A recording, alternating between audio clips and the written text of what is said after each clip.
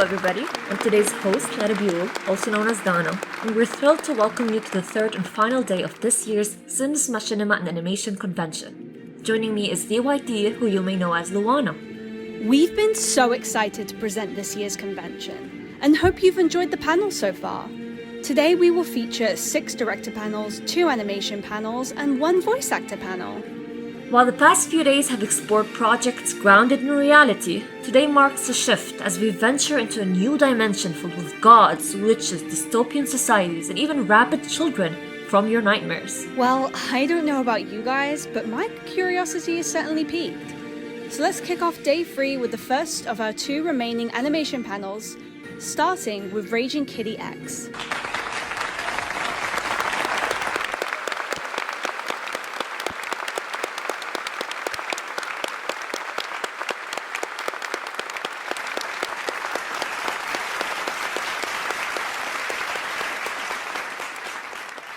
Hi everyone, I'm RAGINGKITTTY. I'm so glad to be a part of the convention this year. Thank you to the SMAC team for the invitation. So I have a few questions that were submitted to me and I'm excited to answer them. So let's get started. The first question is, as a talented animator, you must have encountered various animation styles and techniques over the years. Which animation style or technique do you find the most fascinating? And have you ever incorporated it into your Sims machinimas? Yes, I'd like to say that motion capture is my favorite animation style. The realistic movement is what I truly strive for. And you can be really fluid with what you want your Sims to do. Creating realistic facial movement to go along with it really helps bring things to life, in my perspective. So I really enjoy making those types of animations. The next question is, how many hours does it take to complete a simple animation and complex one, depending on your personal definition for each? A simple animation can take from 15 minutes to an hour or so. I would say it depends on how long it is. For complex animations, it takes me at least from 2 to 6 hours. Of course, with breaks in between, because breaks are super freaking important. The next question is, what are your favorite animations you've made? My favorite animation that I've made would probably be a part of the Unalive pack, the second one.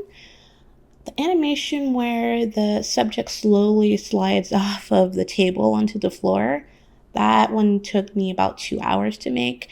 And probably the counting on the fingers, that one I feel like is more fluid when it comes to the movement. So definitely those 2 would be my favorite animations that I've done. Next, how do you come up with animations you make? Where do you find the inspiration? I find inspiration for my animations in everyday life, really, because I don't normally watch like TV like that anymore. I'm pretty observant of others and the way they move and things like that, so that helps, as well as references that I find on the internet here and there, pretty helpful. If you could give an inspiring animator any advice, what would it be? Okay, I would say the best advice I can give a new animator is to take your time, because it truly can be like a little frustrating when something doesn't turn out the way you want. But being patient and figuring out where things go, listening to your instinct will help you go pretty far, to be honest. Next question. Did becoming an animator help make filming easier? Yes, I will say that. Yes, it did.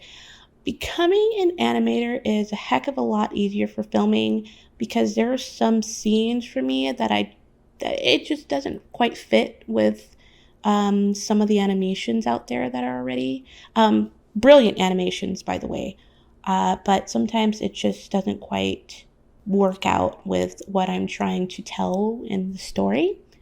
So definitely being able to create my own animations is a heck of a lot of help. Next question.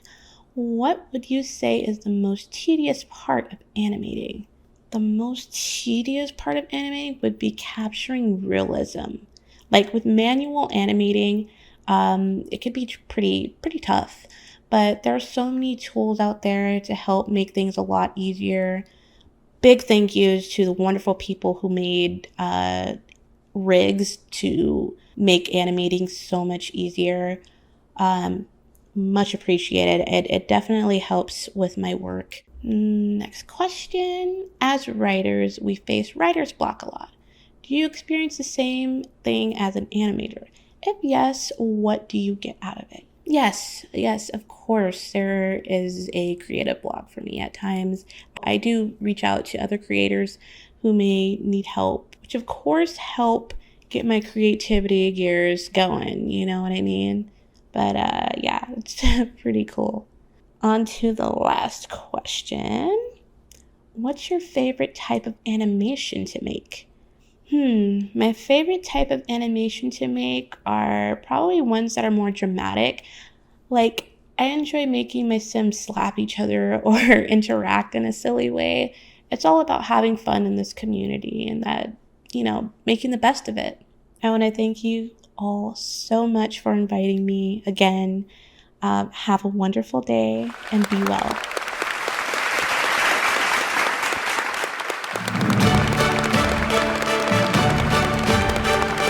We'll be right back after the break.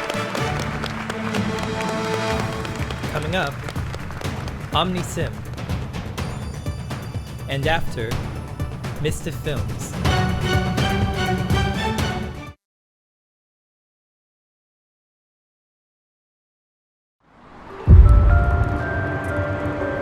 Yabba Henny with the Latibule. Zonksa Benorp, Pelka Befete Laona. Gidna. Quafika Abimo? Chilu. Verobi Sapino?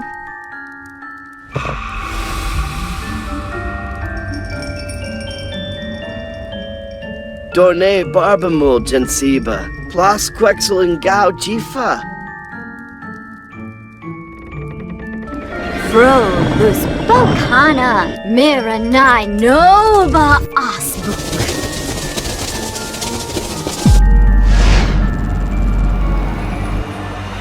Mom Chub, Uniqua. Yapsi Sorda. The Clone de Bluma. Buffet Kroba.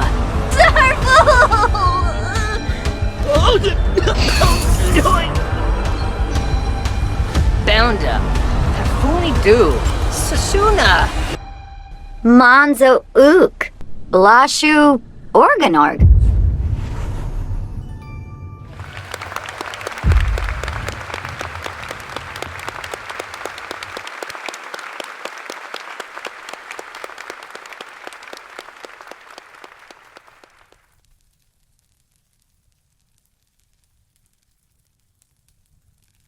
My name is Hannah and I'm a Sims 4 Machinima director. I just want to start by saying I feel so honored to be a part of this convention. I currently have 2 series that I am working on, Alsatia and Tenacious. When I was younger, I always loved Machinima, specifically Sims Machinima. I started watching it around the age of 12. With my love of Machinima and my love of writing, I just had to pick it up myself. And I appreciate it so much as a form of storytelling, and I think the community is so deserving. I want to start by answering questions of my upcoming series, Alsatia, and then some questions about Tenacious.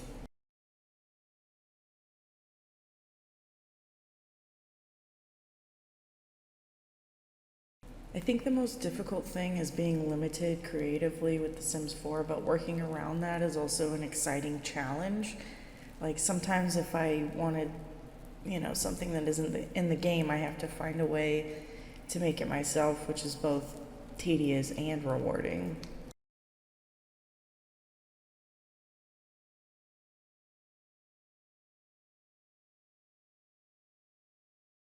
I think the easiest character to write for so far is Jetka, because he's just like an ex-soldier who has this drive for vengeance in a world full of injustice.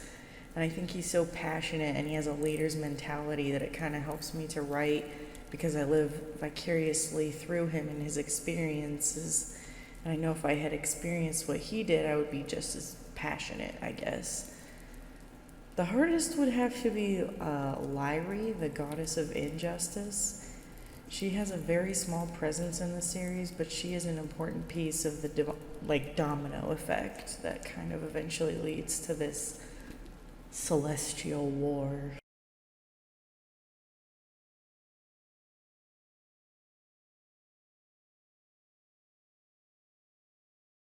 There's just so much more that you can do creatively in a made-up world. There are no limitations, nobody to tell you that something doesn't make sense, because it doesn't have to be, based on real-life limitations. Plus, I've always loved sci-fi movies.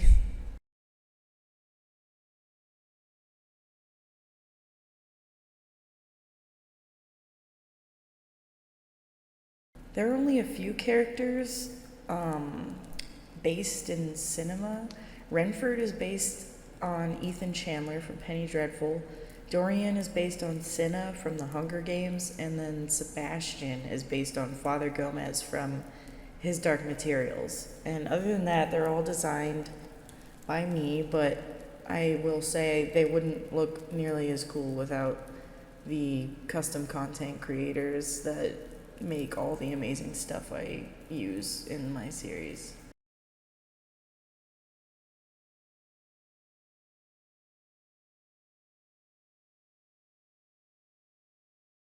Play with colored lighting.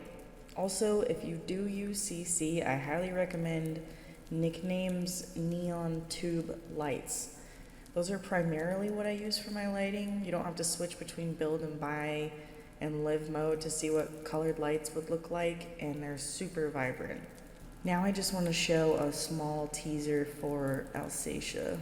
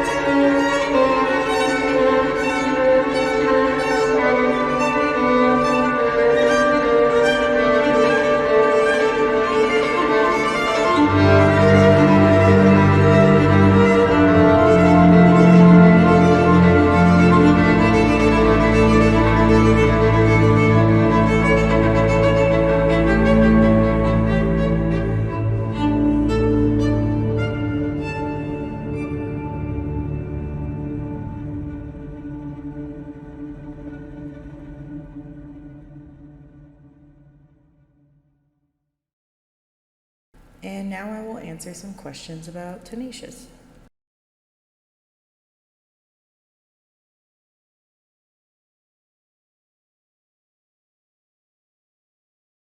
It's about the continuous struggle of a young man's life, which gets turned around when he faces, utter tragedy.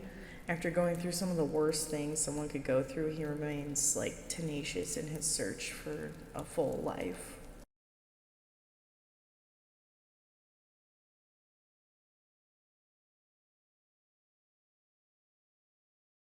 I learned that I have a tendency to change my story a lot before I'm ready to show it to people. I'm an indecisive writer, but I think that makes for better scripts when I take my time or only write when I want to and not because I feel like I have to.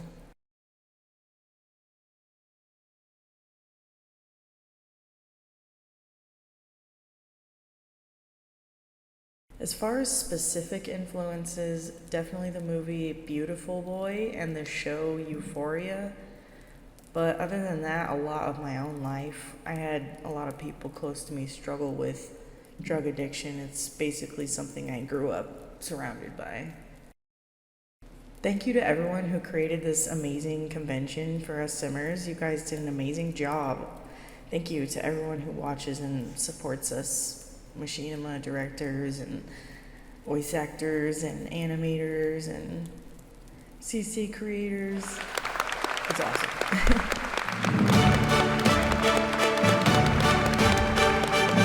Don't move, we'll be right back. Coming up, MISTAFILMS. And after, SIMSTERIAL. So I drown it out like I always do, dancing through our house with the ghost of you, and I'm chasing down with the shot of truth, dancing through our hearts with the ghost of you. Hey, I am Lisa, and today I will be answering some fan questions for SMAC. So, let's get started. What inspired the idea for Recollection? So basically, writing like fantasy stories, I've always been more in that realm. So I was trying to write an air story, and I was like, let me make a machinima for it, because every other like kind of genre I was working with just wasn't really captivating me in the way that I wanted. So a lot of the air stories that I kind of tested out and wrote were just boring to me. I didn't feel very connected with the characters or the story. And I remember at the time, it was a few years back, I was playing Breath of the Wild, the Zelda game, and I thought like that whole amnesia kind of thing was, I don't know, it added a little bit of spice to the story. So I'm like, what if I do an air story, but the air has like no recollection of the fact that she is the heir? So yeah, that became the premise, and from there my writer's block was like instantly gone. It spread into so many like different things, and it became like very complex and interesting, and I was like, I have to make this. What Sims directors have inspired you in the community? I like this question because I feel like, I don't want to give like a cliche answer, but I feel like everyone kind of inspires me, because like, I don't know, I have these periods where I'm just like so in love with the community. Like whenever I watch like a new project or like a new episode of something, I'm just like, holy shit, these people are so incredible. All of the other moderators for SMAC inspire me so much. I'm really happy to be a part of it. But if I have to pick one, I'd probably say 3 words aren't enough. I used to be obsessed with Finding Mine, and that really like inspired me to make these really shitty machinima in Sims 3. So yeah, that really like rewired my brain chemistry. I don't know where you are, but you changed my life. So thank you. Okay, next question. What is the hardest part about making fantasy machinima? I think the hardest part about making fantasy machinima is the world building, and I don't actually have that much trouble with like actually building the universe, but it's like executing it, because on paper and in a script, you know, like your world can be so vivid and interesting and like eccentric and quirky, I guess, but it's hard to get that out of like your system and out of like a script and onto like into a set. And you know, just building the sets, because there isn't a ton of CC, and I can't imagine how it would be for games that aren't The Sims 4. And yeah, it's really hard to find that. Bless CC creators. But you know, obviously it's hard to get like everything that you imagine, and it's much harder to build like a fantasy set. And then also on top of that, you know, like the magic effects you want in the world, just the way that you want the world to look, it is hard to execute. I love this question. Which characters, dynamic, and interactions do you think will end up being the audience's favorite one? And which pairing is your personal favorite to write dialogue for? Dynamic wise, I think Dawn and Annabelle will be a favorite. Their relationship isn't necessarily healthy, but I think that it is interesting. And I mean, even if you've watched the first episode of Recollection or any like previews, you would know that they already clash so much, and I will say that it only gets worse. So I think it's very interesting. My favorite pairing to write dialogue for has to be Bastion and Osena, because I feel like a lot of Recollection, though like I try to be humorous in my scripts to like take away from the heaviness, a lot of it is very heavy.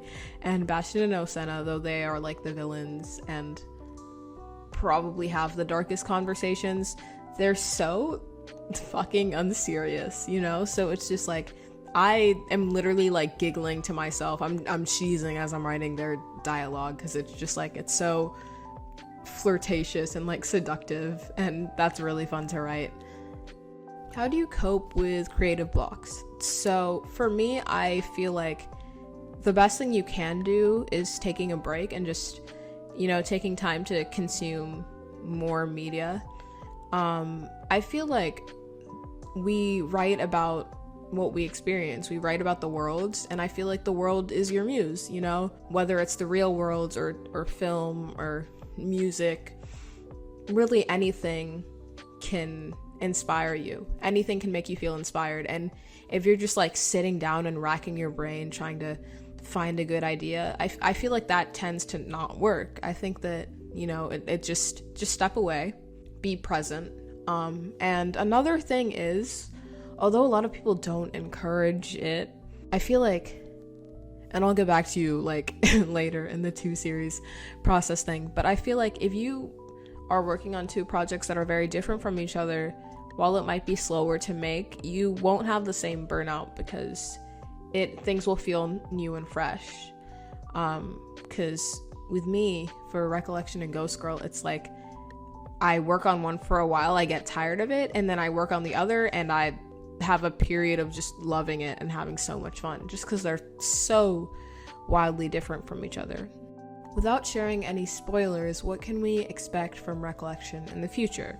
I feel like a lot of very complex relationships. I had a lot of fun writing those characters. I feel like they're very complicated and flawed, so when they're all in the same place and just engaging with each other, it's chaos and lots of angst, lots of adventure, you know, different scenery, different kingdoms. You will see different places.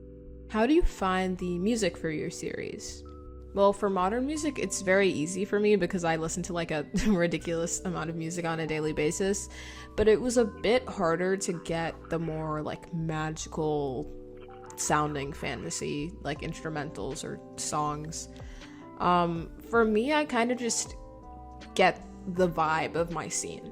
Like, I will listen to the scene and I'm like in a place that I feel like needs music. I just like watch the scene and I'm like, what does this make me feel? See what kind of emotion it evokes, and then see if I can find something that would match that emotion. Ooh, this is a fun one. If you could merge the Recollection universe with any other Sims Machinima universe, what would it be and why? Okay, my head is telling me like Athelda or the Foundlings or like another fantasy series, but the chaos in me is telling me Ward University, and I don't know why.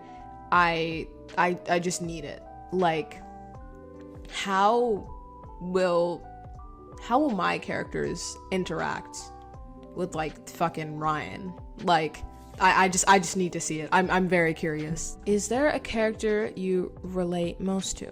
Okay, yes, definitely. I feel like with Dawn, I projected a ton I've noticed people already have like kind of split opinions on her. Some people think she's like a bitch. I don't, but maybe it's because she's me. Ugh. But I feel like a lot of Dawn's character surrounds just her burnout, and I feel like it's like a burnout is such a real thing when you, like, I don't know, you're like a good student in school, and then it's just like you've reached like adulthood and you don't know what you're doing with your life. So yeah, and I feel like I'm also like pretty artistic in the ways that she is, and I feel like sometimes I am not the most emotionally intelligent. So yeah, I feel like just the general burnout, it's just like, I don't know. Last question, what has been the most challenging part about Sims Machinima making for you, and what has been the most rewarding? So for me, the most challenging part, I know like talking about numbers and engagements is a very taboo topic. Like, you never want to be the person who's complaining about it, right? But I still feel like that is the biggest challenge for me, because everyone who makes Machinima knows how much goes into it, because you're doing the work of an entire team, and like sometimes it sucks if, just because, like, I don't know, if you don't get the response that you want on something, it sucks. But I feel like the most rewarding part is definitely the community that comes with it. I feel like this is, like, I really do love this community. I think it's a very great and positive community, and like whenever I'm on Twitter, for example, and I see like other sides of it that are very like playfully rude, but just like stan Twitter, or just really any other fandom I have ever like been in, like, this is just such a safe space, I feel, with so many creative and kind and compassionate people, and it's really an honor to be a part of that and to be able to know these people. So yeah, I feel like the community is awesome. I feel like it's very rewarding, and everyone's very supportive and nice, and I really like that. Thank you so much for watching and participating, and I hope you guys enjoy the rest of your time at the convention. SMAC will return after the break. Coming up, SIMSTERIAL. And after, VMSIMS.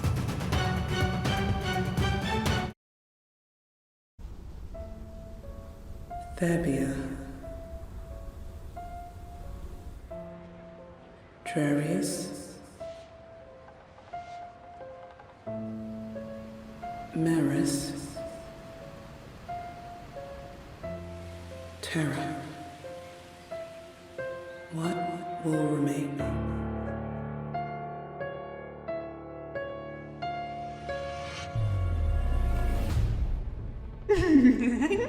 We didn't know we would have visitors.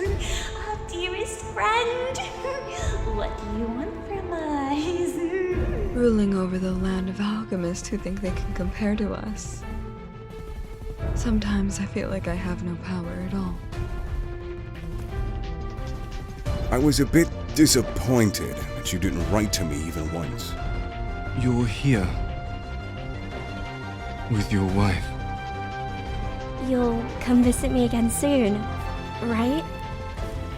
If only I could stay in this garden forever. She would have saved any of us. She is the protector of women.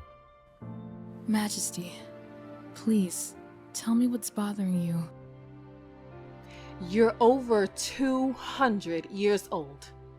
I think it's time you stop playing games. Isn't it funny that the goddess of life doesn't have a child of her own? Or not even a husband? I saw a war. A war so big and devastating that words can't describe the horrors it would bring. I'm not here to entertain. I'm here to rule. You're not the pharaoh anymore. Stop trying to make decisions for me. We are the gods of Eos, and we shall protect it till the end.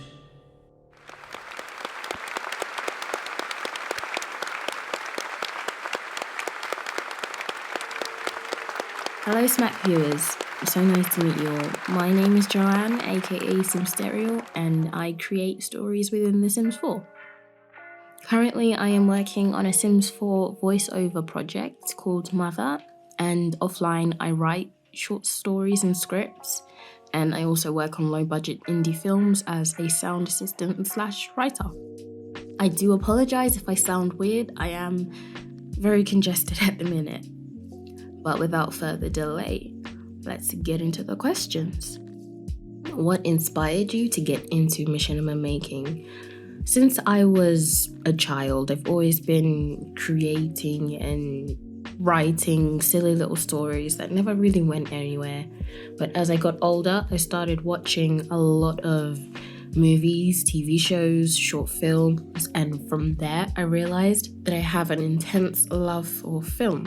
It's a very complex and an ever-changing medium of storytelling that has the power to evoke such strong feelings and communicate many messages. From then on, the answer was pretty simple. Start writing, start making machinimas. What do you find is the most challenging part about machinima making? For me, it's definitely trying to not write the most complex or difficult actions in my scripts. I forget that The Sims 4 is very limited, but I can never convince myself to change or remove the actions out, which means I end up spending days trying to come up with very difficult ways to get The Sims 4 to do what I want. What are the main themes you want to explore through your series? What are your favorite characters to write for? My series, I want it to explore themes of familial trauma and many forms of relationships that come about between people. So familial relationships, platonic relationships, romantic relationships, all of them. And I also want to explore themes of identity and self-discovery. So look forward to that. Which of your characters do you find the most challenging to write for? Which do you find the easiest? Definitely my morally grey characters and antagonists, such as Freya. I read a lot of romance and watch a lot of corny action movies, so writing interesting antagonists has been difficult for me because I want to make my characters have an identity outside of being just a challenge for the protagonist. I find writing my character Novaya the easiest because she's a naive, headstrong teenager. I like to think that she's an open book and quite predictable. Do you have any tips for writing complex characters? I think that characters that appear to be complex are sometimes the simplest characters to write. I say this because if you give a character a certain set of core beliefs and motivations that influence the decisions that they make, no matter how wrong or illogical those decisions are, they will make sense for that character because they follow their core motivations and beliefs. I find that doing that can give the impression that a character is complex, so my tip would be to give your characters distinct purposes and motivations. You have some of the most beautiful character designs I've ever seen. How do you come up with the process of creating them? Thank you very much for that lovely comment. What I like to do is apply certain attributes that I want to be the focus of that character. So for example, a crooked nose or a cleft lip. Based on that wanted feature, I end up building up that character based off of that. And I do try and attempt to diversify and create a range of personalities and identities, which in the end influence the character design a lot too. If you could have a crossover between your series and another Sims series, what would it be and why? Oh, I'd definitely cross over the world of Mother with the Sims 4 series Age of Darkness by Benny X Productions. I mean, he's got witches, I've got witches. He's got vampires, I've got vampires. Plus, I would really be down to see my character Freya, who's a coven leader of witches, interact with women of similar status and power, for example, Zelda Blackburn. Would they be friends? Would they be enemies? Who knows? What advice do you have for directors and writers that are afraid to get out of their comfort zones? I think getting out of your comfort zone is a difficult thing. Things like that, they take time, so take it at your own pace, don't pressure yourself, and make baby steps. And it is okay if you can't get out of your comfort zone. They're comforting for a reason. Do you have any tips on making content that looks good? If you wanted to spice up and add a bit of extra flavor to the look of your shots, maybe consider using a reshade preset. I find that doing that can add a lot of life and personality to the game's graphics. And these are very specific tips, but I like to say that if you can get closer, zooming in a little or moving the entire camera closer to a subject can make what may be an empty looking set feel a little fuller. And combining all those tips together can really enhance what you've already created. Now that the questions are over and done with, we can get to the fun part. I will now premiere to you a snippet or a sort of teaser of my next upcoming Sims 4 project. Enjoy!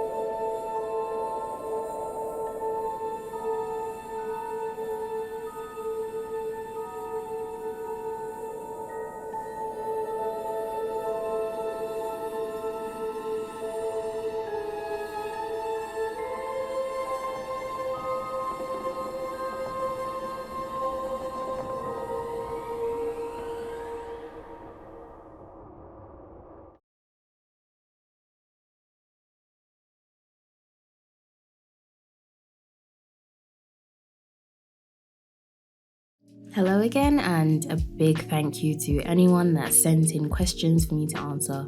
I hope my responses were tolerable and maybe a little helpful to some. And I also hope I've intrigued you with that preview, because it is a hint of many more good things to come. And I want to say thank you for taking the time to watch my panel.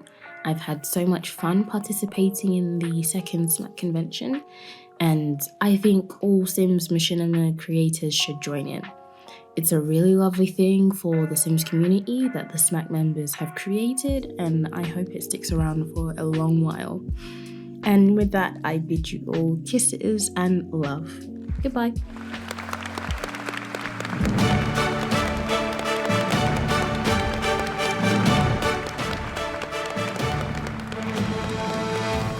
Coming up, VMSIMS. And after, EKOLARASMAGNUM. I've been having these strange nightmares lately. These don't sound like nightmares. More like visions. He's seeing a dark figure walking on the streets of Eastbourne. When the darkness of the soul consumes a person from the inside out, a dark witch is born. We need a strong leader, but that's not you. They don't see me as their leader. They need to see that Seamus's reign is over. Our time is running out.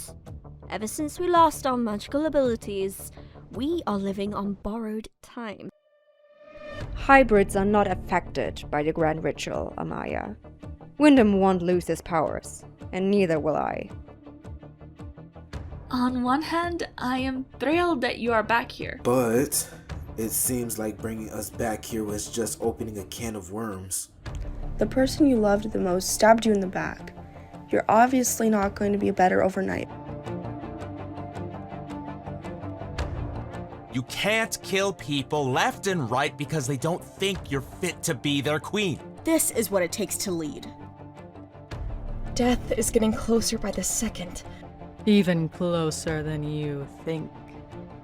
She has ruined the lives of so many, betrayed her friends, killed the innocent. Zelda must be stopped once and for all. Honey, what's wrong? Are you crying? Dad, something terrible happened. It's her! It's her! The Dark Witch. It's the girl. It's Rebecca Tanner.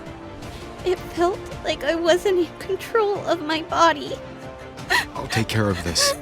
No one will find out what happened here, okay? The only way to stop Rebecca Tanner is to stop her for good. She's just a child, Zelda. I am the queen. Threatening the crown cannot be rewarded. There's only one way we can please everyone. Marriage.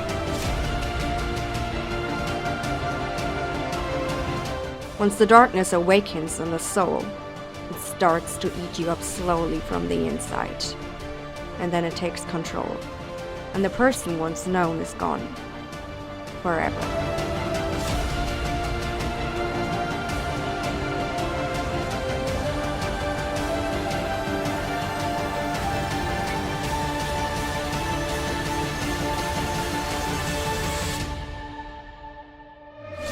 I have no idea how she managed to keep her powers.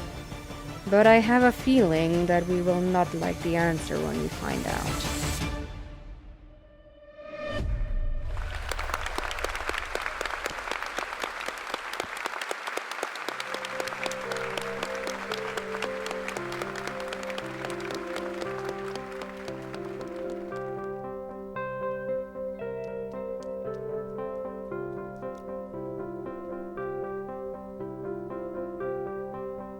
Hola, ¿qué tal a todos? Soy Mal, o también conocida como VMSIMS o anteriormente conocida como Púrpura Sims.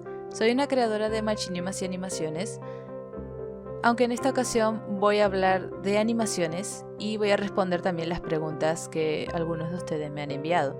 Seguramente te parezca un poco raro que esté hablando en español y no esté haciendo eso en inglés. La verdad es que lo intenté de muchas formas, pero no me gustaba cómo se escuchaba mi voz en inglés. Y realmente para mí es un idioma muy difícil en cuanto a lo que es hablarlo, así que decidí hablar en mi idioma natal. Así que nada, lamento tal vez por este problema técnico. Entonces vamos con las preguntas. La primera pregunta es: ¿tus animaciones realmente elevan las machinimas de todos al siguiente nivel? ¿Puedes explicarnos tu proceso creativo cuando colaboras con un director, desde comprender su visión hasta crear la animación? ¿O cuál es el proceso detrás de la creación de animaciones que crees que los directores crean necesario? En primer lugar, quiero agradecerte por tu amable comentario. Recientemente he recibido comentarios desfavorables, así que me alegra que mi trabajo todavía siga ayudando a alguien. En cuanto a las consultas, cuando se trata de crear una comisión, que creo que es a lo que se refiere la pregunta, le pido a la persona que me dé la mayor cantidad de detalles que puedan para producir la animación lo más cerca posible a su imaginación. Lo hago para asegurar el mejor resultado, que el cliente se vaya satisfecho y que bueno, tenga la libertad para completar su proyecto lo mejor que le parezca. Me encanta la variedad de animaciones que estás haciendo. Algunos ejemplos son del skateboard, la caída de la fuente, la pata, etc. Excepto por supuesto cuando se trata de solicitudes, ¿cómo se te ocurren estas ideas? ¿Tienes una lista de cosas por hacer? A veces sí y a veces no. Las ideas frecuentemente me vienen así de la nada y no tienen ninguna explicación, o sea, simplemente surgen.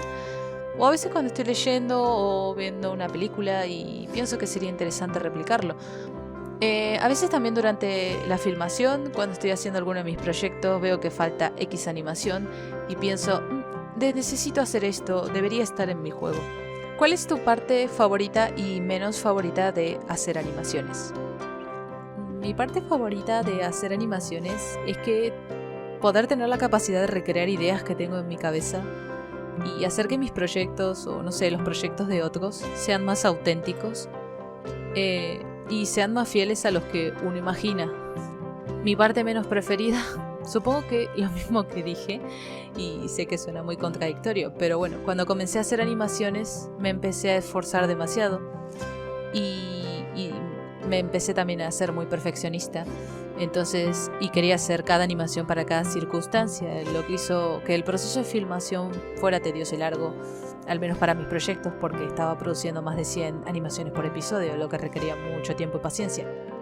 Y tristemente es algo que no pude parar. Entonces, podría decir que mi parte menos favorita es hacer animaciones detalladas, muy detalladas, y para mis proyectos. ¿Cuál es tu parte favorita de estar en la comunidad? Ok, esta pregunta me obliga a ser un poco honesta. La verdad es que suelo ser bastante pesimista en relación a esto. Actualmente yo siento que no pertenezco a ninguna comunidad, pero viéndolo desde afuera como una extranjera, puedo decir que tal vez lo bueno de la comunidad es increíble saber que hay personas que tienen los mismos gustos y pasiones y metas que uno, ¿no? Yo, por ejemplo, vivo en una zona donde no hay casi gente que juega a los Sims, o incluso que conozca los Machinimas, pero encontrar gente con los mismos gustos que yo en internet y que además sean también de diferentes culturas, países, idiomas, bueno, creo que eso es lo que lo hace una experiencia interesante.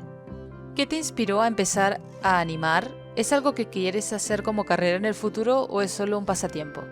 Mi inspiración para hacer animaciones fue el hecho de que necesitaba más expresiones para mis Machinimas. Creo que los creadores que empezaron con los Sims 3 me entenderán mejor, ya que la gran mayoría cuando hacíamos Machinimas usábamos poses y todo era muy estático y al principio pensé que era divertido, pero luego me sentí que quería mejorar. Respecto a la segunda pregunta, es algo que me empecé a replantear el año pasado. No sé si es realmente mi talento o algo que me gustaría al 100%, ya que es diferente animar para los Sims que crear un dragón 3D y hacerlo. ¿Cuáles son los pasos de tu proceso de animación y qué le recomendarías a un principiante que quiere comenzar a animar en Blender? Ok, otra pregunta que casi se repite y es si tengo algún consejo para los nuevos animadores, o sea, las nuevas personas que se introducen en este mundo. Bueno, la verdad es que no soy una experta, ni mucho menos en dar consejos, pero supongo que algunas cosas de las que voy a decir me ayudan un poco, así que lo primero es que no te rindas. La base para ser un buen animador es la práctica. No hay otra opción. Hacelo todos los días durante 2 o 3 horas. Segundo, busca referencias o inspiración en otros animadores. No estoy diciendo que plagies ni copies, ¿de acuerdo? No estoy apoyando eso. Lo que estoy diciendo es que busques referencias en cómo es que se mueve el cuerpo humano, que observes los errores que cometes. 3. No hagas animaciones demasiado rápidas ni demasiadas lentas. Trata de encontrar un equilibrio. Y lo último y no menos importante es que lo disfrutes. Obviamente siempre va a haber cosas que no van a salir bien a la primera y que vas a sufrir y vas a llorar porque no sale. Pero bueno, trata de no tomártelo tan a pecho ni tampoco sufrirlo tanto ni hacerlo por obligación. ¿Cómo navegas tu tiempo o cómo manejas tu tiempo entre filmar y animar? Y si tengo preferencia por alguno de los dos. Bueno, la clave para navegar entre los dos es no tener vida social. Ok, pero hablando en serio, realmente es algo difícil para mí. Y siento que últimamente paso mucho más tiempo creando animaciones que machinimas. Es decir, no me molesta, ya que mis machinimas no son vistos ya, o sea, todo el mundo me ignora. Pero es cierto que a veces extraño hacer más machinimas. Es divertido crear animaciones, ok, pero me apasiona crear historias. Desde que tengo uso de razón creo historias, así que prefiero filmar. Me encanta tu nuevo nombre y la estética general. ¿Puedes contarnos más sobre el proceso de pensamiento detrás de ese cambio de marca? Bueno, el nombre Púrpura me acompañó durante muchos años, pero sentí que ya no me identificaba. Y voy a ser honesta también contigo. He leído y escuchado a tanta gente decirlo mal y escribirlo mal, que yo estaba como, quiero un nombre que todos puedan decir y saber de quién están hablando. Pensé en muchos nombres tontos y hasta que pensé que, no sé, el mejor eran las iniciales de mi nombre mezcladas con la palabra Sims. En cuanto a la estética, no es original, gente, no soy original. Solo vi muchos motion graphics populares y combiné lo que me gustaba. ¿Haces animaciones fantásticas? Espero algún día animar tan suave y bien como tú. ¿Cuánto tiempo crees que te llevó a perfeccionar el oficio? Oh, muchas gracias, eso me halaga mucho. No sé qué decir, no sé quién tampoco seas, pero estoy segura que lo vas a lograr, incluso lo vas a hacer mejor que yo, no te preocupes. Con respecto a la pregunta, comencé esto en 2016, más o menos, 2015-2016, y todavía hay cosas que no puedo lograr, o cosas que me gustaría mejorar, así que todavía siento que tengo un largo camino por recorrer. No creo que realmente, no puedo considerarme profesional o no puedo considerarme suficientemente talentosa. ¿Cómo se puede encargarte para cada saga de los Sims y cuál es tu proceso? Bueno, no quería hacer mucho spam, pero creo que esta pregunta me obliga, así que pido disculpas y permiso. Actualmente acepto comisiones para los Sims 3 y los Sims 4 en mi página de Patreon, que es completamente seguro y nadie ve datos personales de nada, no es como comunicarse conmigo privadamente como era antes. Dependiendo del nivel que elijas, puedes hasta pedir un máximo de 5 animaciones por mes, a un bajo costo podría decir. Si necesitas más información o quieres preguntarme algo, siempre me puedes contactar por Discord, así que si tienes que preguntarme algo, por favor, envíame una solicitud en Discord y te voy a responder en breve. Y por último quiero agradecerle al staff de SMAC por haberme permitido esta oportunidad de participar.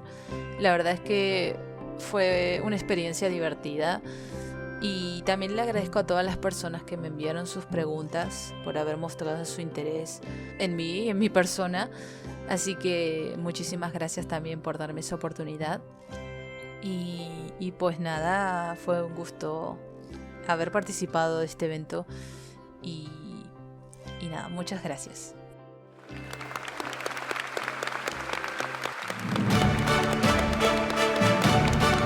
Don't move, we'll be right back. Coming up, EKOLARASMAGNUM, and after, TheWhiteDeer.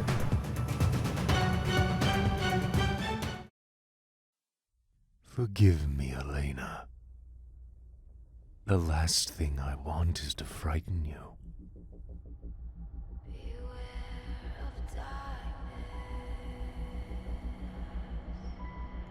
I was told to be afraid of you.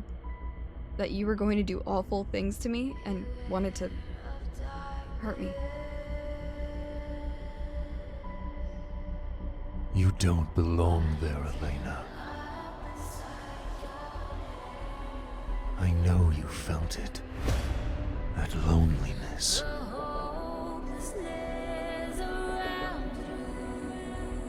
I just want to know the truth about me. Allow me to offer you a gesture of good faith. Something that will untangle the web of lies the others have weaved into your mind.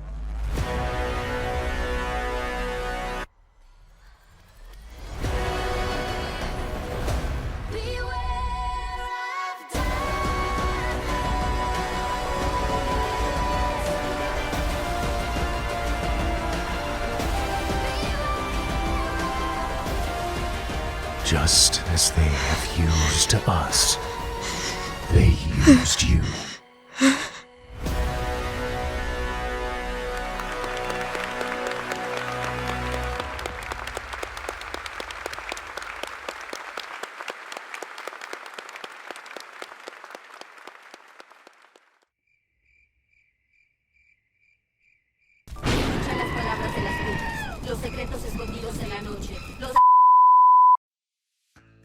Sorry about that. I missed the morning bus and I had to find another way to get here. Anyway, hi everyone, I'm Echo and welcome to this year's Sims Machinima and Animation Convention. I'm really excited to be able to partake in this event and I'm super thankful for all the questions I received about my series The Story Dreams, so let's just jump right into it. First question. This is your first voiceover project. What has been your favorite part of getting to work on The Story Dreams? The part where I'm finally done working on the episode. No, but like, so far I think definitely just being able to collaborate with the voice actors and hear their line deliveries. It makes me really giddy because my characters are actually coming to life, you know? It's not something that like I got to experience with subtitle shows, so it's very motivational. Like, it keeps me wanting to see more of how my characters evolve with the help of the voice actors, if that makes sense. Were there new challenges presented compared to doing subtitled series?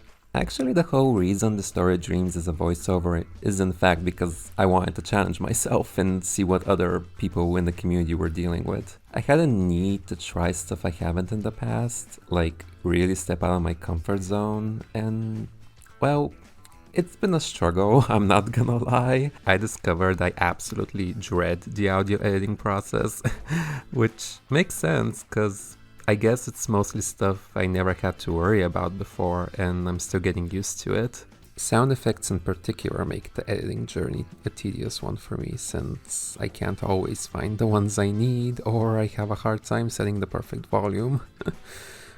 Another challenge would be having to message a whole bunch of people after not talking to them for like half a year and being all, hey, I got lines for you.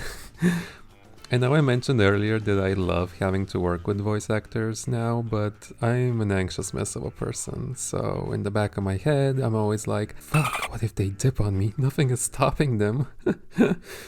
Which, again, is something I never had to worry about with my sub shows, obviously. Now that you've created both a voiceover and subtitled projects, what do you enjoy creating more? Either way, we love them all. Stop it. Y'all are too sweet. It's honestly hard to say. I feel like both are fun in their own unique way. And I definitely want to keep creating subtitle projects, but right now I'm having fun with voiceovers. I got a bunch of questions kind of in the same vein, so I'll just mix a few of them in here. How did you come up with the story of The Story Dreams? What inspired the concept of The Story Dreams?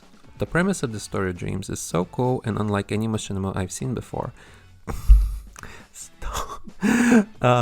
Was there any piece of media that inspired you to make it, or did it come to you naturally? The first version of the show, which I cancelled, was wildly different and inspired by the game Catherine. I really liked the idea of a nightmare world where if you somehow die in your sleep, you end up dying in real life.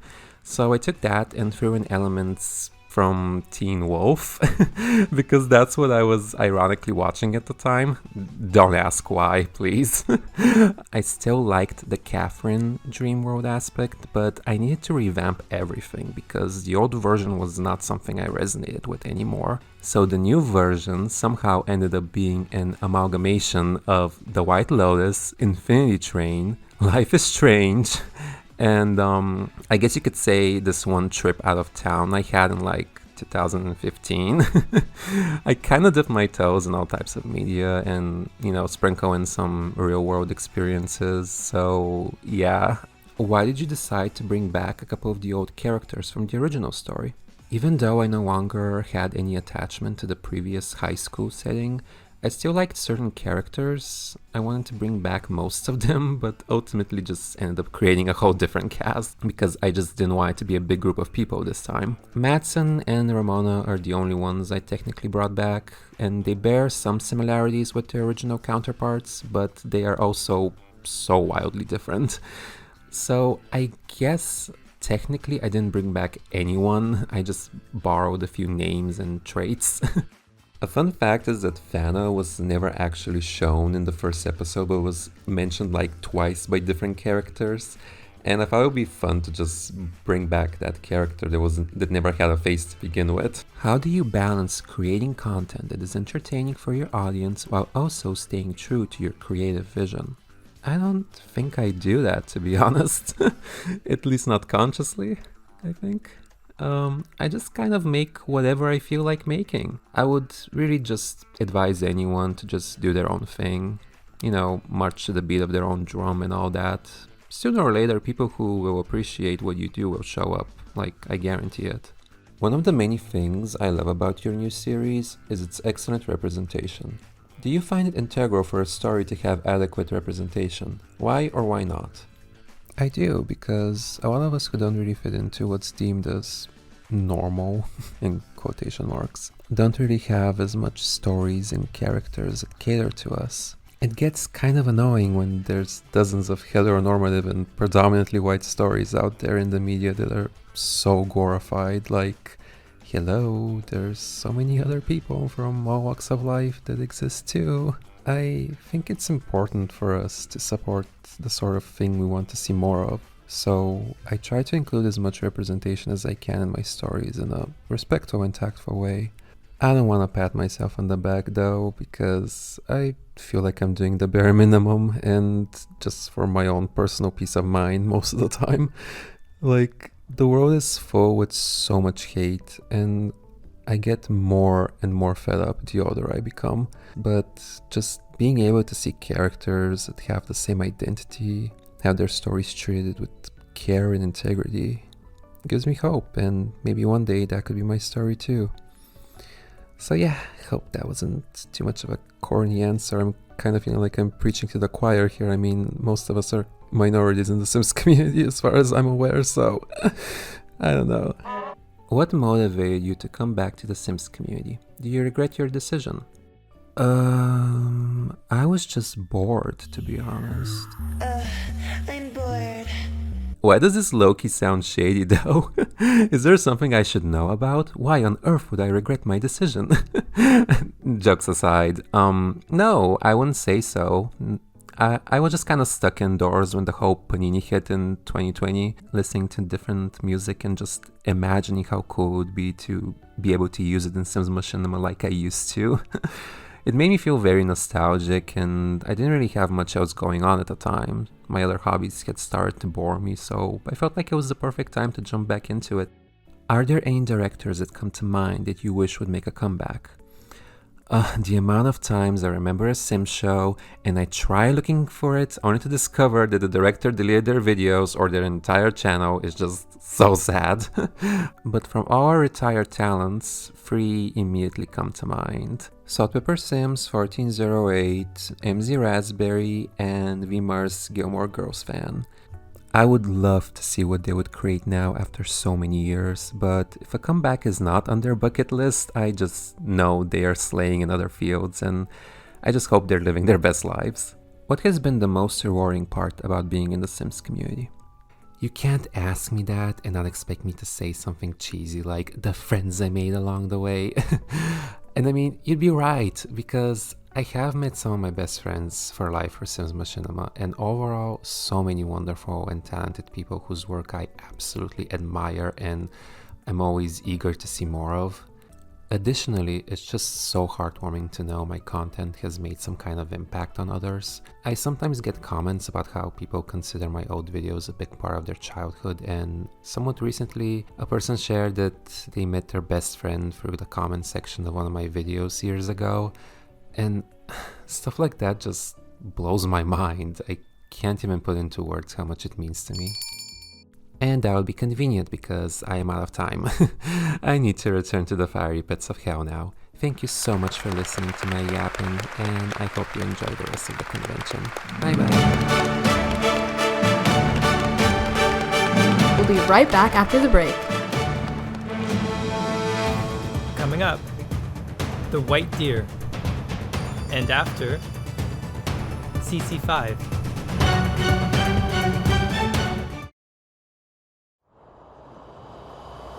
The world has changed, Dad. We hunt the weak down and destroy them. That's our way. Get away from me. You have the power to change the very course of this country's destiny. Your choices can affect everyone's lives. It's up to you to make that change. What if the captain finds out? He might think we're trying to be buddy-buddy so we can join the rebellion. If anyone sounds insane, it's you.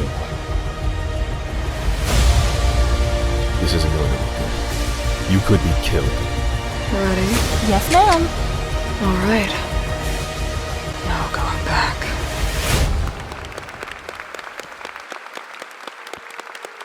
Hi everyone, my name is Luana, aka TheWhiteDeer, and I'm the director of the project Mullienfe. I'm here to answer some of your questions. So what is the story of Mullienfe? Well, 15 years after an almost civil war, the country of Kittygoss is a state of uneasy peace. The weak are still hunted and the strong prosper from the new society. Within its walls resides a former rebellion leader's children, now soldiers, Wulfric and Cephos. They've wasted away as soldiers looking for any clues to their missing family, until they collide with Amara. This clash of fate makes them question their very existence within a world of kill or be killed.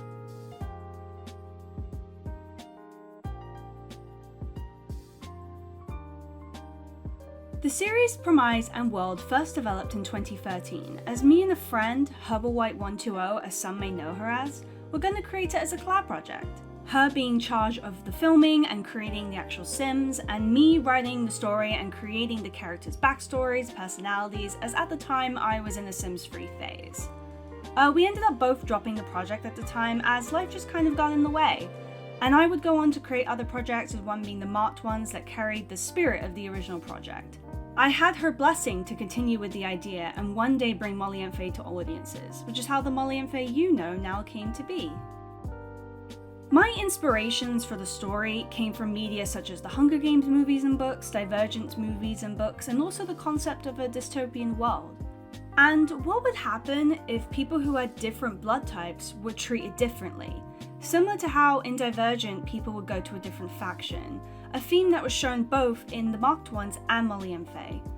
I used a few story elements from the original plot and adjusted both the characters and story to fit narratively, such as adding a family dynamic for Wulfric to have, creating a familial relationship between Sorix and Sasha, and creating new characters for the story such as Oriba and I. I also became inspired by games such as Detroit Become Human and Cyberpunk. A little fun fact about the episode is actually there's some custom content from Cyberpunk that you can spot converted by Herbalwhite120 herself. I would say that what makes Mullienfe have some elements that make it my own project is the inclusion of the concept of different family relationships. Family is probably the biggest theme of all my projects, and it works practically as their backbone. Without the concept of family and also the concept of complicated love stories, I don't think I could even write a project well enough to be developed into something long term.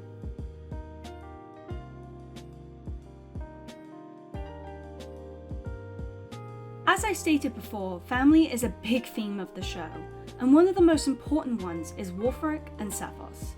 Their dynamic is so interesting because they grew up with the scapegoat and golden child dynamic, which means that one was favorited over the other, and it seeped deep into them being adults. We see the effects of that by the end of the episode, and though we haven't delved too deep into their past yet, their childhoods is really what caused them to have a strange dynamic, as Cephas felt he always had to take care of his brother, while Wulfric tries to act aloof, even though he secretly loves him. The show will definitely test these two throughout season 1, and I hope everyone looks forward to their trials and tribulations.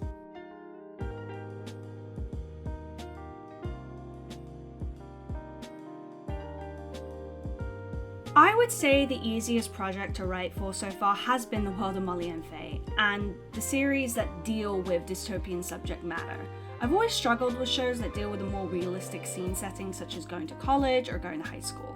Series where the characters move around a lot seems to be my bread and butter, and the ones I enjoy the most to write. Sims Machinima has practically changed my life. It inspired me to pursue media as a career, and to hopefully bring my stories to the rest of the world.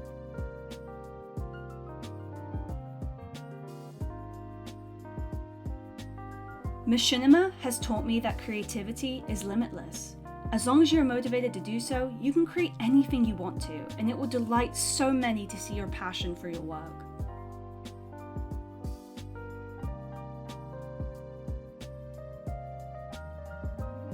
I love The Sims 2. I've always had a passion for it, and I know it's my strongest to create Machinima with. What has made me stick to it is the passion I have for putting my stories out there to share with my friends and the community. I want everyone to watch my show and see the love I have for it. Without Sims, it would be harder for me to express my stories. I want to visually, and I love that it provides a vessel for me to express my creativity. If you're a creator looking to create your stories, then I recommend creating your own and sharing these amazing stories with us.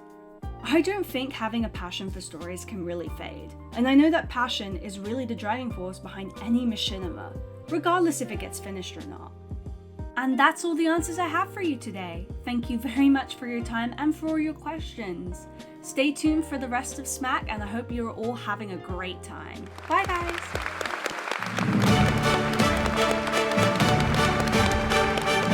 Don't move, we'll be right back. Coming up, CC5. And after, SIMSBERRRY.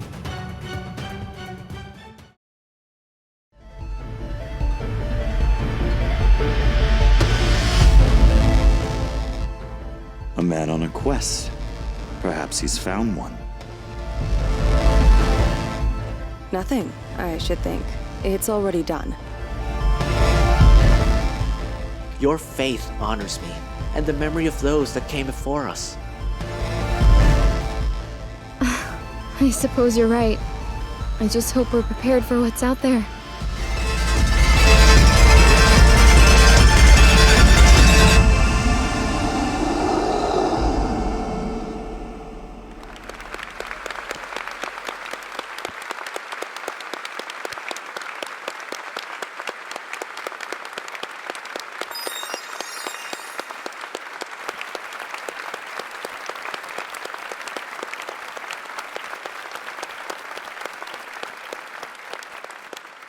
Casey, welcome again to SMAC this year. It's good to have you. It's great to be back. Okay, so your fans submitted more questions for you, so I'm going to ask them. Are you ready? Yes, I'm ready. Okay. Which one of your characters do you feel are the most challenging to portray, and why? Let's see. I guess before Destiny got canceled, I found it was always hard to get into character for Amanda, because I don't usually get to play those hyper roles. And then, like, listening back to those lines, sometimes I'm like, oh, that sounds so bad, but I'm just like, whatever, I'll send it to Sophie, hopefully she likes it. So, like, I guess, because I'm just not a hyper person, so that's so hard for me. Like, bitchy characters, I love them. Oh yeah, you play a really good bitchy character. But like the hyper Amanda, that was so hard. Oh god, yeah. But you did really good at doing Amanda. It was such a great character for you, I thought. Yeah, I'm gonna miss her, but I was so excited to try something new. But yeah, I'm gonna miss her so much. What is it like to be cast in a show such as The Rivers after all this time, and with a character as hot as Joe? I was so excited to like be a part of The Rivers. I like so back when like way back when The Rivers first started, like, and she was doing the casting for it. I don't know why I didn't audition, but I saw like after like a few episodes had premiered that there was a message in my YouTube inbox back when that was a thing about Donna asking me if I'd want to audition, and I was like, what the fuck, how did I miss this? I was so upset. And then it's just like watching The Rivers, just like, wow, the insane talent and whatever. And then like when I got to oh god, it's been so long, I don't remember if I auditioned or if she asked me, but either way I was just like, oh my gosh, I'm finally gonna be in The Rivers. And like I think Joe initially looked different, it's been so long, but like I love like she's amazing, she's so hot. I feel so lucky to be able to voice her and be in The Rivers. How do you approach the emotional depth of a character when voice acting, considering you don't have the same visual cues as in traditional acting? I find that I like really have to imagine myself in the character, so like what's going on in the scene, how am I feeling. Sometimes like during like crying lines I am like actually crying as well, because I'm just like I'm getting emotional alongside with them.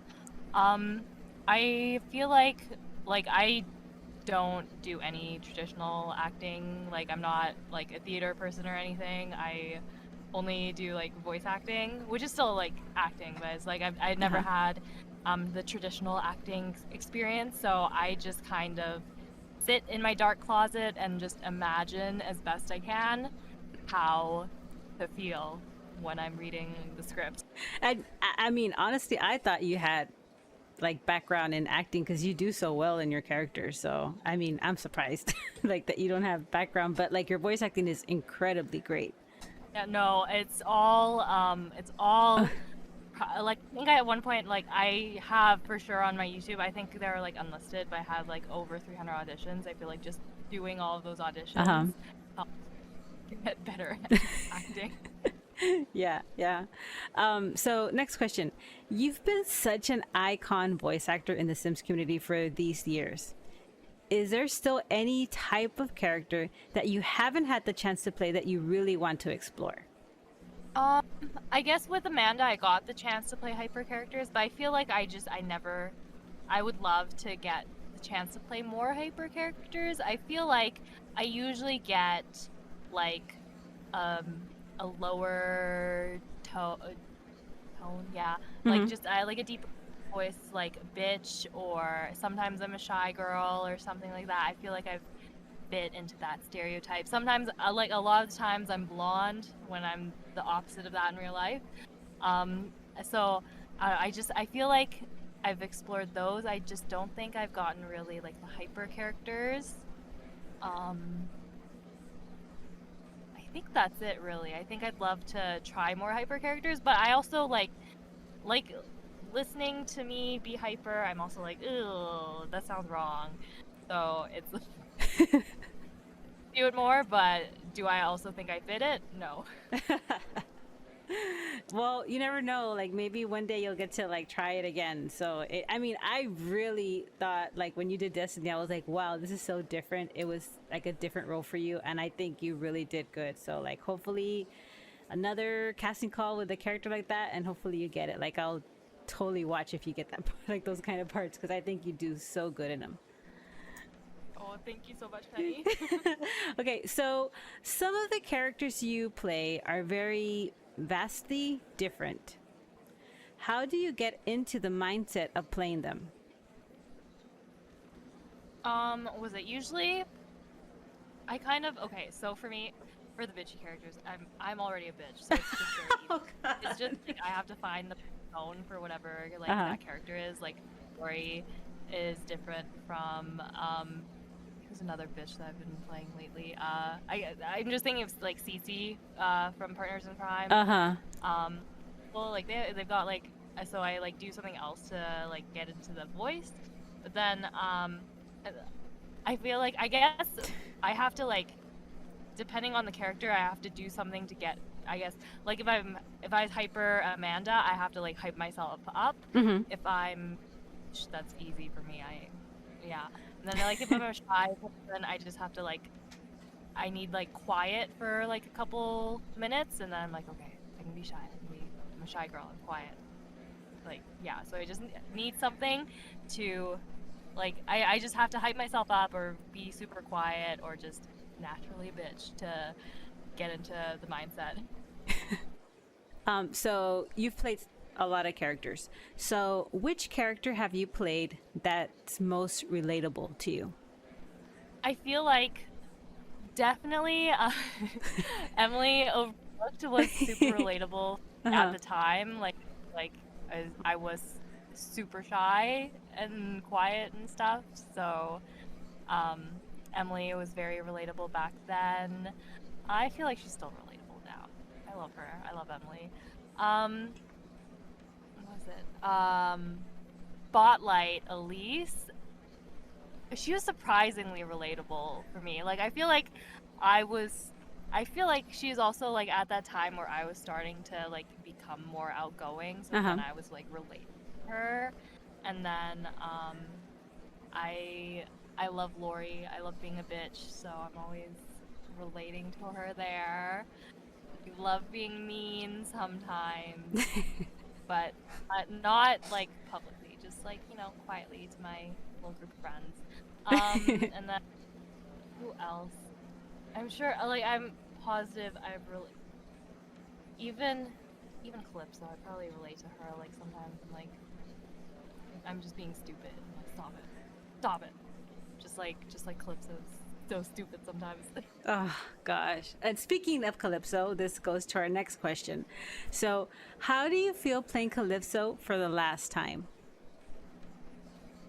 Oh my god, I feel so sad. I know I didn't start off as her, but I know I've been like the voice of Calypso for the longest, and I will be ending as her voice, and I'm just like, oh my god, it's over. I'm just like, what am I gonna do? I used to like, I always knew like eventually I'd have a script from Bree, and now it's like, no, I'm not gonna have a script from Bree because it's over. Is there any directors that you'd like to work with in the future that you haven't? Well, I haven't worked with you yet, Penny. I know I will be soon. Very excited about that. Yeah, I already, you know. We'll talk about that later. But yes, I would. Yeah. I am excited to work with you in this coming project. So I'm like super stoked. Yeah. Like I'm like trying to think of if there's any other directors I haven't got a chance to work with yet, because I feel like I know there's so many, because I have kind of like not been auditioning as much. The person that does Run. MISTAFILMS, yes. Yes, I've worked with them. They're like insane, like what they do, how they film, everything. I'd love to get a chance to work with them too. The Reaper. That's a good one. Yeah, that director. I know there's like so many more that I haven't named, but it's also like I've kind of been a little inactive from Sims, and I'm trying to get back. I'm trying to, like, work is slowing down, so I'm like, okay, time for me to start auditioning again. So I'm sure there's a lot of people that I haven't worked with, and I just love a chance to work with them. Yeah, I will hopefully, I know some of them have casting call. I think Reaper's coming out with a casting calls too. Amber has a casting call coming out, so gotta get on that microphone, start auditioning, Casey. Yeah, I just need to, like, I think they're closing like sometime this summer, at least Embers, I think it is. So for sure, I'm trying to make sure I have that deadline down so I can send an audition. Well, good luck.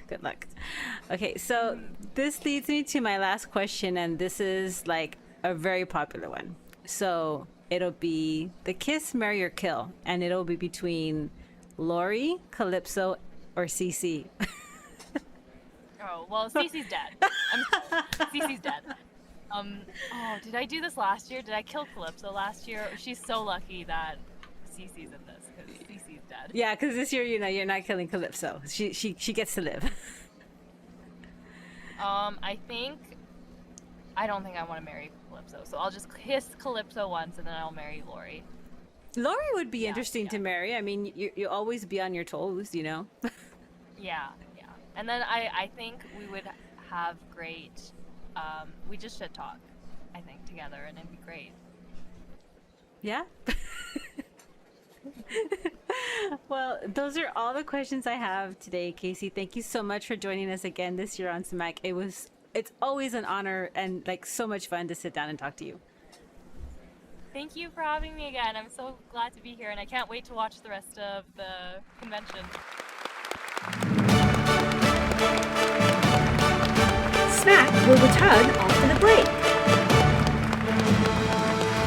Coming up, SIMSBERRRY.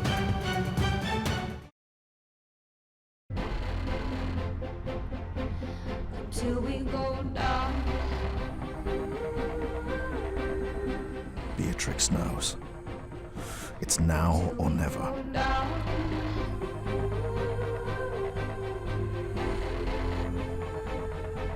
Until we go down.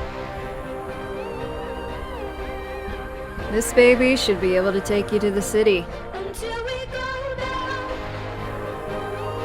Aren't you coming? I can't know about this.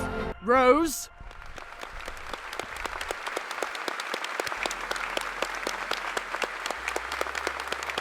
Hi everyone, it's me Bree, aka SimSBERRRY, and welcome to my SMAC panel.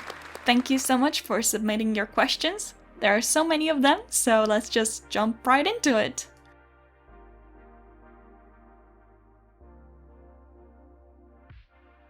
So, Hunger Games is one of my favorite works of fiction. I love the books, I love the movies, and it has been one of my main inspirations for the Canopsy effect. I really love the world building in that, so I wanted to have something similar. I wanted Axis to look like the utopia, and then the in-between to be more real, run-down, your typical dystopian world. But the worlds would be nothing without the characters. So one thing I really wanted to introduce are different points of view that would help us understand the dynamics and the struggles and everything, and also understand why some people are fighting and why some people are just passive. I really wanted to focus on every single type of character I could come up with. So in the in-between you have your main characters, your main fighters, so you have North, Artemis, Mars, Astria, you know, the gang. And through them you can see why Axis is corrupt, you can see what's wrong with the government. But even between them you have the separation of people who were born in Axis, who have had some luxury in their life, but who have also had to face the government to escape from them. But you also have Artemis and Nora, who have always lived in the in-between, who don't know what Axis is like, who have never experienced the luxurious life of Axis, and have always been hunted by the government. Then you have people in the in-between who don't want to fight anymore, who are tired of fighting because they never achieved anything, so they want to build something on their own. And then in Axis, you have your big evil government, so Beatrix and her company, but you also know why they're evil. I mean, sure, it's not... they shouldn't be evil, but you can sort of understand why they became this way. And then you have Harvey, who is the main protagonist of the Axis story, because the Canopsy effect is two storylines, is the Axis storyline and the in-between storyline that you could potentially watch separately. But he's part of the problem, he's part of the evil, but then he wakes up and finds out, oh, I'm working for the evil, I'm working for the villains of the story, I should be fighting for this revolution, not against it. And then you have Ceres, who is not that important in the beginning, she's just a side character, she's there to be Harvey's fiancé, and to just exist. And that's precisely why she's there. She's just there to show the life of an average person in Axis who doesn't care about the revolution, is fine with the government, but throughout the series you see, oh, no one is really safe from this evil.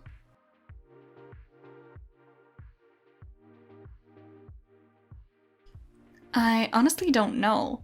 I think the Knopf's effect is quite tropey, but I don't mind it. I mean, tropes are popular for a reason. The only real unique thing I have, maybe, are the multiple angles, but I think it is quite tropey.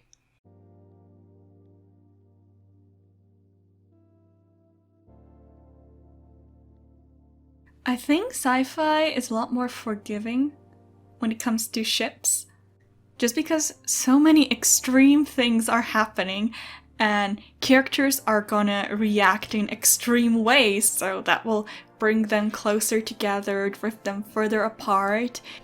They're all aware that they might die the next day, so they're more likely to show people they care about, that they care about them, or to, you know, really be mad at the person they hate because, hey, maybe they will die the next day. So you can really be more extreme and have the ships progressed faster. But I also think it's important to give them time. It's important to give them some backstories. You know, I love flashbacks. It's not a SIMSBERRY production if there's not 10 flashbacks in an episode. And you need to make people care about the characters. You need to make them human in a way, even though they're in a sci-fi universe.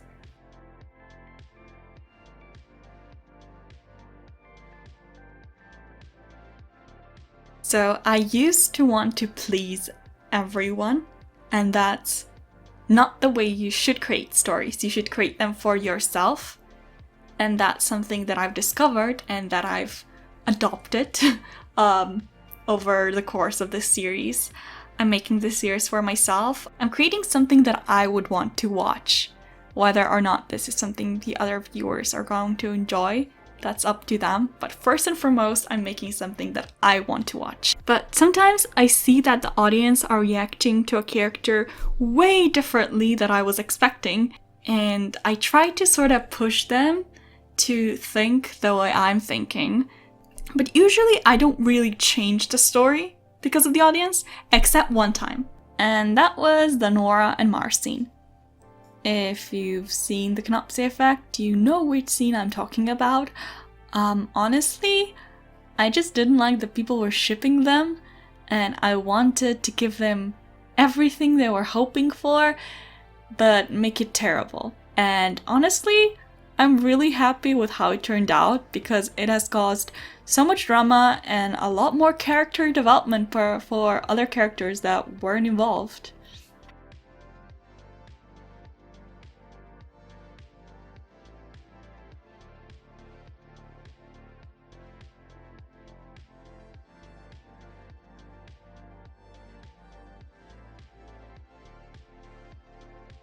So, fun fact, the Knopf's effect is not the first show I'm completing. The first was Take a Shot. So this is not my first rodeo, and what I've learned throughout both shows is that you'll never be pleased with everything that you've made. There will always be little details that you're like, oh, I wish I knew how to do this 5 years ago. I wish I could fix this. But the technology has evolved, your skills have evolved. If you continue to want to fix everything, you'll get nowhere. So I'm just happy with what I've created, but there are a few things that I wish I could change. I'm quite unhappy with the pilot episode because I did end up rewriting the entire plan of the series after the first episode, so a lot of things are just no longer canon, or I have to really work around them. For example, the first scene with Calypso, her monologue makes no sense, and then when I introduced Mars and Astria, I wish I gave them a slightly different dynamic, but overall, I don't have much to complain about.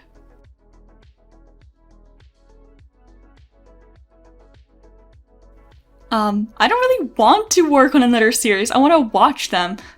But I also would kind of want to work on Bloodsport by Dale, just because I'm a hoe for dystopian shows. So for my favorite, it either has to be episode 10, because I was so excited for the Beatrix backstory, episode 11, because that's when shit really starts to go down, and it was the first time I made custom animations, or episode 17 because it has my favorite scene. And for least favorite, I don't really have one.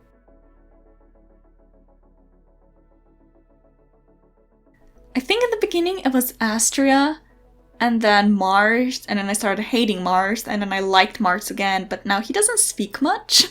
So I think probably North and Artemis. I prefer the in-between crowd.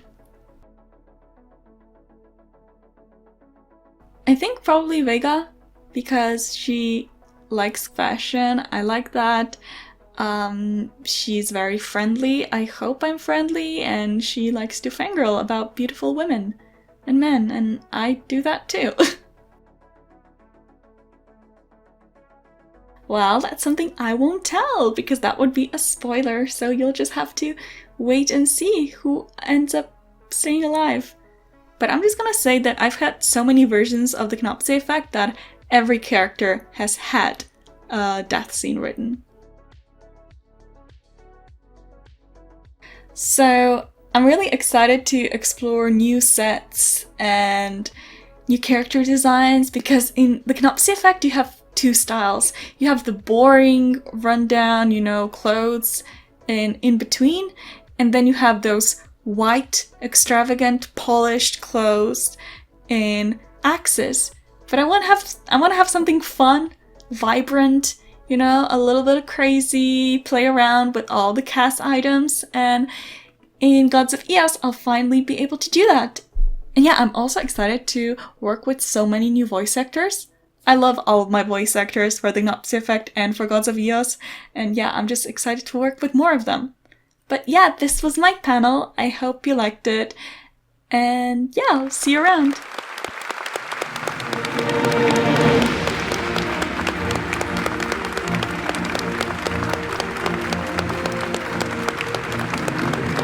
This sadly concludes the second annual Sims Machinima and Animation Convention. Be sure to check out the works of all of the brilliant directors, animators, and voice actors who have made this year so memorable. And of course, thank you, the viewers, for joining us on this incredible ride. Bye guys, until next year!